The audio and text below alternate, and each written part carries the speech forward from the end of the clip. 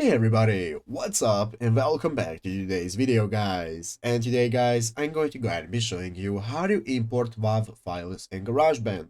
This is a very simple thing to do, so make sure to watch this quick and easy video till the very end, follow my steps correctly so you can make sure this works the same for you and you can do this yourself.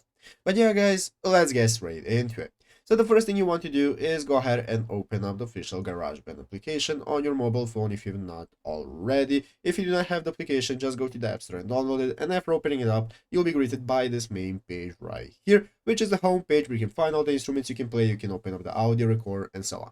So let's go ahead and see how to import WAV files that we want to use in our recordings and tracks in GarageBand. So first thing I'm going to do is open up audio recorder right here. After opening up audio recorder, it's going to open up this new recording menu where we can get started with recording. So let's go ahead and open up the editing mode right here in the upper left corner into mixing mode. It's going to open up this mixing mode with all the tracks that we have. So as you can see, we have a lot of tracks right here. And now we can get started with importing our WAV file. And we are going to do that by clicking this button in the upper right corner that has appeared in the middle. That's going to show us that we have the option to add Apple loops or files. We want to select files and under files. It's going to appear an option that says browse items from the files app. After clicking browse items from the files app, now you can go ahead and select what kind of file you want. It's going to appear right here in your downloads. Go ahead and select your WAV file, and after opening it up, it's going to appear right here. As you can see, I have my MP3 right here, and you can just drag and drop it into your tracks and start using it.